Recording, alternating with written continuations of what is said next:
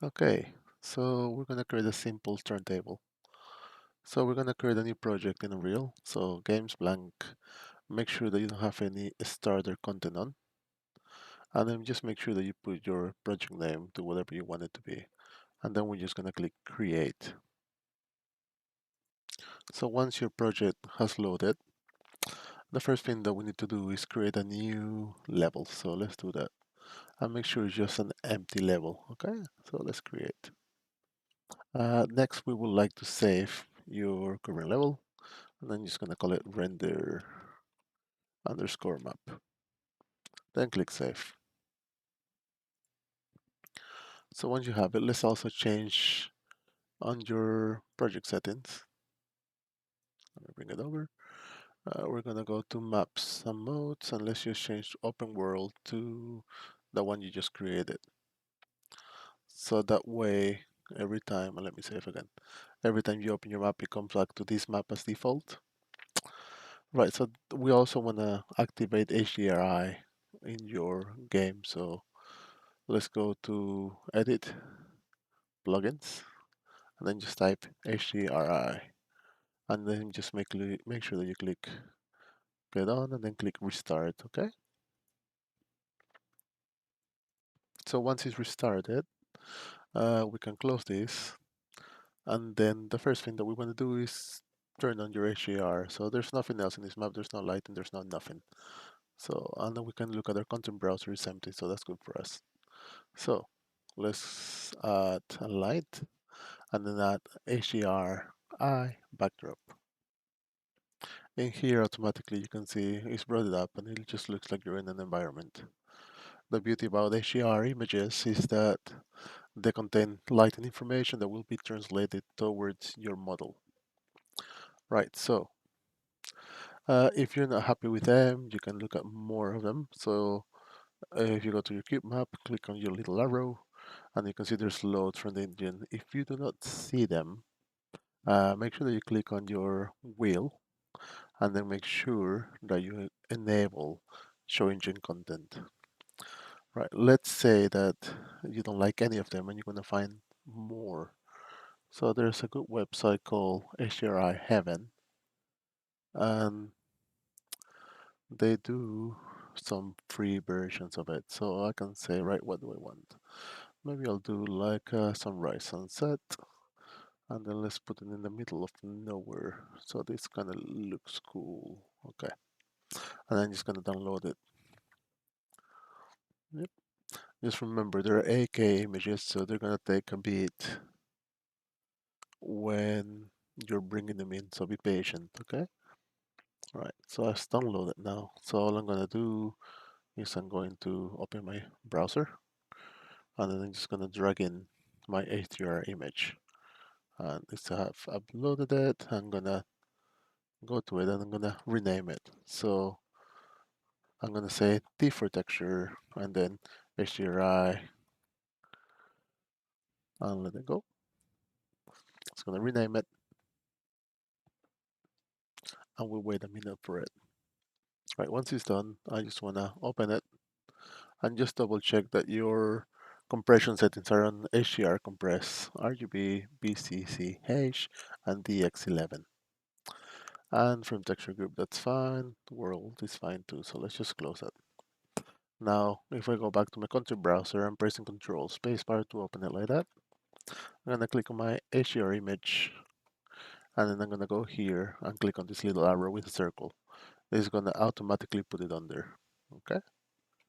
And then you can see I'm in the middle, and that's where I'm gonna be working. Earlier today, I made like a little, where are you? Right. So yeah, earlier today I made like a little backdrop. So I'm just gonna import it really quickly. Import all. Okay, close that. And I have it here. So I'm just gonna grab it and drop it. This is just to make my weapon that I'm gonna showcase look better. So what environment do I want? I might not want to see this, so I'm gonna go this way. 90, there we go.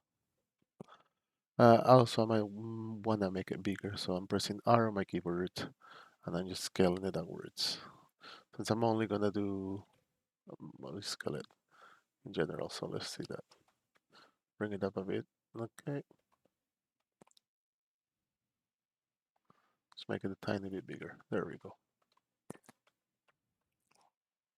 So all we're gonna do is just gonna make some basic materials for this. So first thing, I'm going to turn my engine content off because I'm not using it. I'm gonna create a new folder. I'm gonna call this folder assets. So then I know where all my assets are going and move it there. I'm gonna create a new folder and call this one textures. And I'm gonna bring in my HDRI image in there and then move there. And I'm gonna create a new folder and I'm gonna call this folder materials. So I can put all my materials in there. Okay. Also, don't forget to always save all, so then you don't lose any of your work. What I'm also going to do is I'm gonna bring my weapon and my that is an axe. So I'm gonna select all my textures first. I'm gonna go into my textures folder and I'm gonna bring them all in. There. Okay, I'm on textures, bring it here, select them all, and I'm just uploading them now. So they're all there. Once they're in here, I will name them and put them on different folders. For example, this is the axe head underscore head, and then the other one will be the handle. So new folder, handle. So I know this one here is my axe head because when I textured I knew it was, and then this one here I'm gonna move it here too. So right, so I got my axe and then my handle. Okay. Now under my assets I'm gonna bring my axe that I made last year. So right, so we have it here. Let's just import it and then clear because I don't mind that. Right, so in here you can see I have my handle and my axe. So if I were to select both at the same time and drag them in, it should just be able to import them like with no problems. So I have a simple axe now. Right, I'm gonna try to rotate it to 90 and keep it there. Okay. And again, I'm gonna save all so I don't lose any of my work. So now I need to start making some materials. So let's make a simple material for your backdrop. So I'm gonna go to materials, I'm gonna create, right click and create new material. I'm gonna press M underscore, and then I'm gonna say backdrop, and it's gonna be a white material. Then I'm gonna open it. And here we have our material editor. So what I'm gonna do is I'm gonna create a really basic material like I was saying earlier. So for example, if you press 4 on your keyboard and click, it's gonna create a constant which is just 4 different values.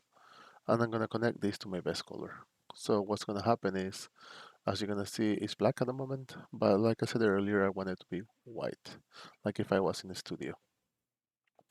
And then the other thing I want to do is I'm gonna create another constant, but this time it's gonna be of a value of 1. So if I press 1 and then click, it's gonna appear here, and I'm just gonna connect it to my roughness. For my roughness, I'm gonna want it to have at 0.5. And again, you can change this to whatever you see fit for you. This is just how I think it looks okay for me. I'm gonna save it. I'm gonna go back to my backdrop, and where it says here element 1 material, and you're gonna attach it. So now I have a simple backdrop in there. Next is gonna be creating the materials for the axe. So again, I'm gonna create new material. I'm gonna press M underscore, and I'm gonna call this one axe underscore head. I'm gonna open it. I'm gonna press Control Spacebar.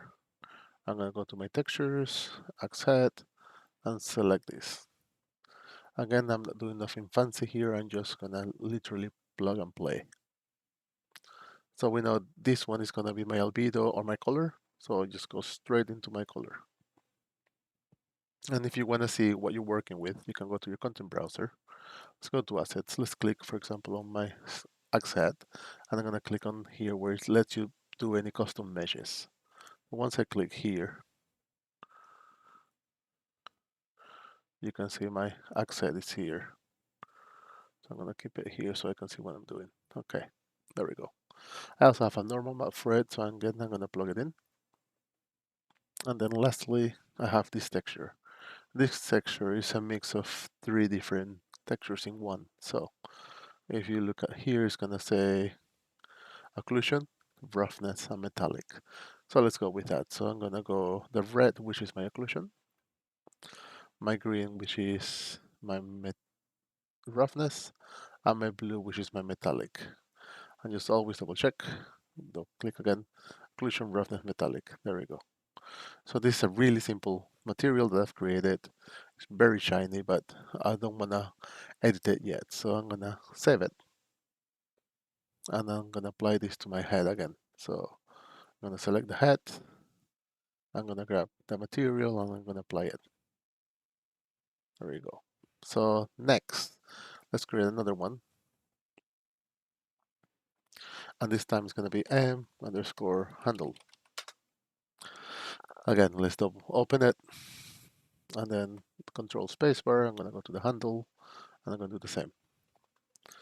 There we go. And we'll do the same thing here. So this is your albedo, so you go straight into your base color. Your texture for your normal goes here. And then here again is occlusion, roughness, and then metallic. Okay. And then we're gonna click on save it. And then we'll do the same thing here. So grab my handle. I'm gonna apply it. Make sure you grab your handle, grab your material, and then apply it. There we go. And then again, I'm gonna save. So really simple setup with your what's it called, with all your materials. So next, it looks fine, but I want some lights to showcase it. So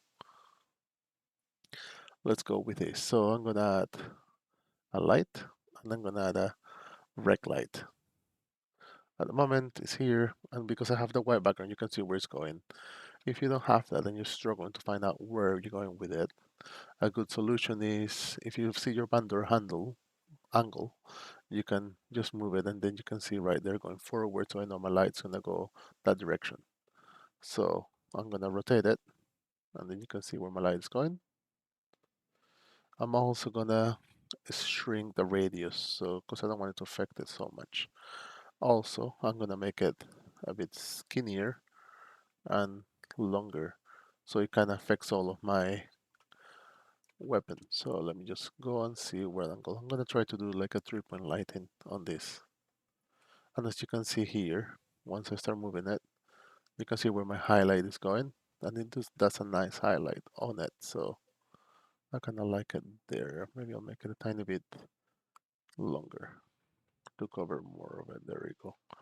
So that's one. Yep. Let's see if I can make the radius not so big. About there. Okay, so that's one. Now the next part are easy, so I can just duplicate them. So I'm gonna grab this one again, drag it, and this time I'm gonna turn this one off first, so then I can see what this light is doing. Okay, so I'm gonna rotate it and see where I am.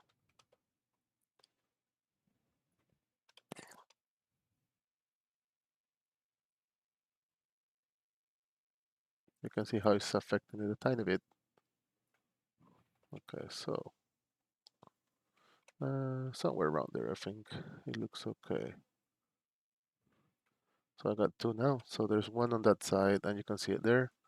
Maybe move it a tiny bit more there, so you can see the highlight there.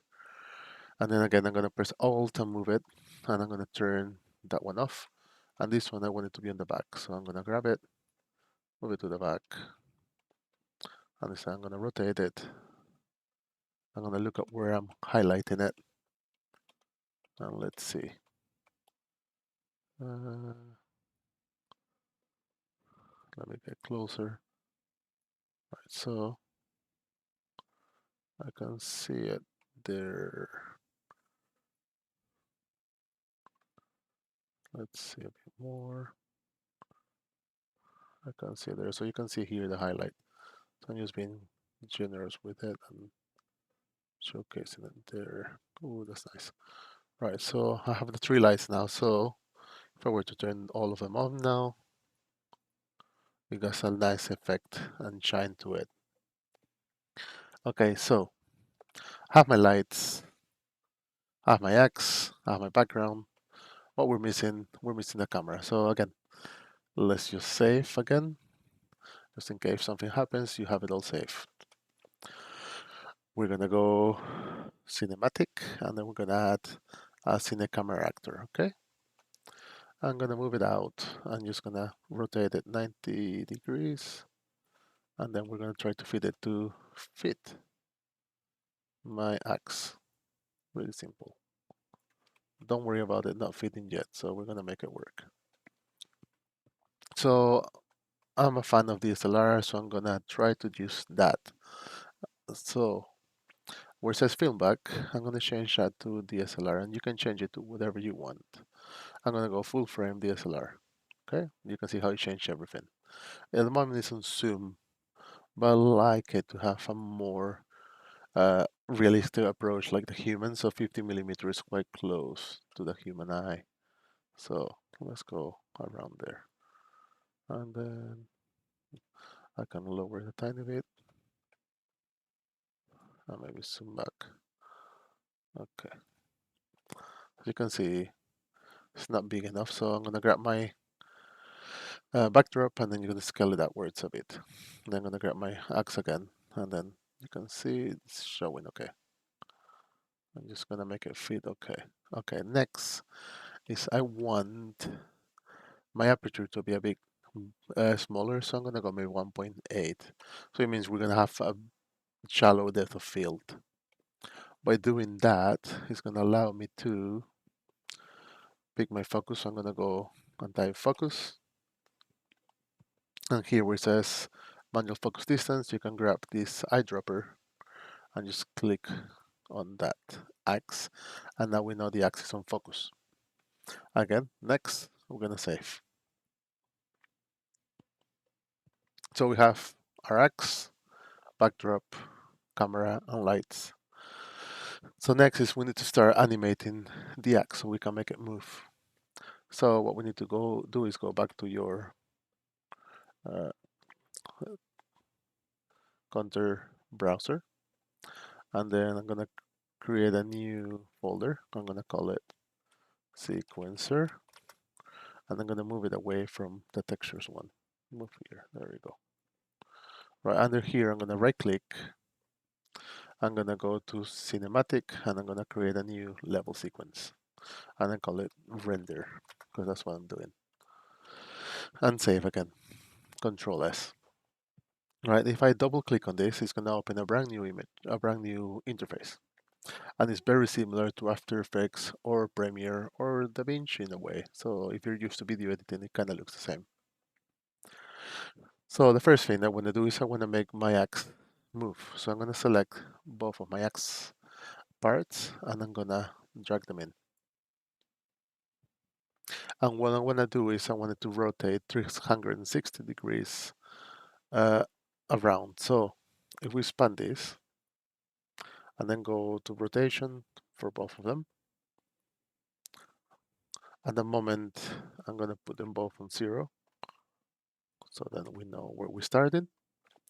And then on 0 here, I'm gonna just create a keyframe here. So draw keyframe, draw keyframe. That's just gonna means it's just gonna rotate there. But we started on 0, right? Then we're gonna go to, for example, 150. That's the frame 150. And in here, I'm gonna say, right, I want you to move 360. And then in the other one, the same. I want you to move 360. So now we click play. You can see it's starting to rotate. Of course, you gotta remember to put your pivot point on the right location. I also wanted to loop so I can see what's going on. You can see the highlights are looking nice on the X. Okay, so what's happening now? Can you see how it's stopping? And that's not what we want when we're doing the rotation. So what's happening is using the is in and is out. So we need to change that to a more linear way. So on your sequencer, if you look at the frames, well, the curve editor, make sure that you have both selected. So let me select the X and this X too. Okay. Then go into your curve editor. I'm gonna make it bigger so I can see what I'm doing. I'm gonna expand here. I'm gonna expand, rotation, rotation, and then yaw. That's where I did both of them. And as you can see, it's slowing up and then goes faster and then it slows down again. What we want for our benefit is just to make it linear. So it's always going to be the same. So when we've done that and if we click play now, it should just go without stopping now. So we have the animation done. So let me save that and then save all again. File, save all again. There we go. So next is we need to add the camera to our sequencer. So if I select my camera, I'm just gonna grab it and move it in here. And automatically creates camera cuts. So that's where all your main cuts are gonna be for your camera. And then you actually add your camera, which is showing your aperture, focal length, and then where your focus is. So if at the moment we're in camera mode, so if you were to move the camera, it's gonna adjust it to wherever you want it to be. So I'm just gonna try to put it right in the middle. Okay, and that's a good angle. There we go. There. So then you can see it's going around. There we go. Right.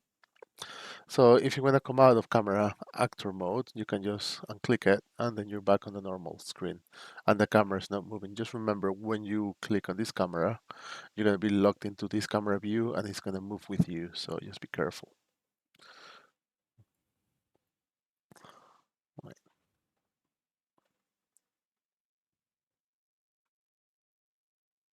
That looks okay. Okay. I think I'm happy with that. Yes, let's play it just to see how it looks. Okay, you can see the highlights on your axe because we added them. Very shiny, but it's okay. Again, we're only doing simple materials for this. Okay. Okay, so we have the basics. So just gonna do a simple render. We're not gonna go deep into the render settings yet. That's for a later class.